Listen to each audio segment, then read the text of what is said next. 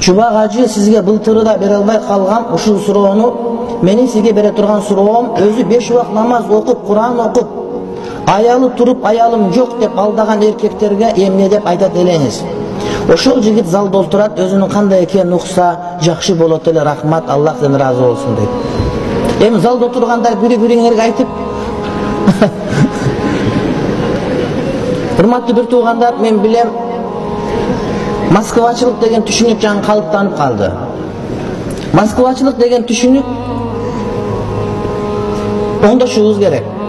Нике кыйып атканда мечиттин жанына машина коюп алып, кабинада отуруп нике кыйгандар, этаж үйлөрдүн подъездде отуруп нике кыйгандар, нике кыйдырбагыла буларга.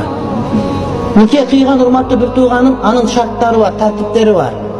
Нике кыйылып аткан жигит менен кыз бири-бирине нике кыйганга туура келеби, жокпу? Ал деген башы бошпу, жокпу? Иддасы бүткөнбү, жокпу? Ата-энесинин ыраазылыгы барбы, жокпу? Андан сырткары дагы көптөгөн маселелери бар. Жөн эле келип эки доо окуп нике кыйып кете бергендерге нике кыйдырбагыла, кыямат ушул нерсеге жооп бересиңер. Анткени ошол жана ошентип ырыс таба турган адамдардын кыйган никесинде деле урматтуу бир туугандар береке болбойт. Атайын өзүбүздүн өкүлчүлүккө келип, ошол жерден туруп, кадимкидей күбөлөр нике кыйдырыш керек.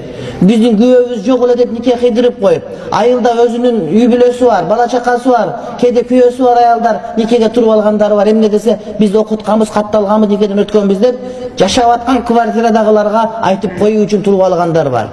Бул зына, урматтуу бир тууганым. Зына кылган, ойноштук кылган, жалганда нике кыйып алган менен адал болуп калбайт. Адамдын ыйманы өзүндө көтөрүлүп, ыйман ажырап тура турган учурлардын бири адам уурулук кылып атканда жана учул урматтуу бир туугандар зына кылып аткан учурларда болот. Ошондуктан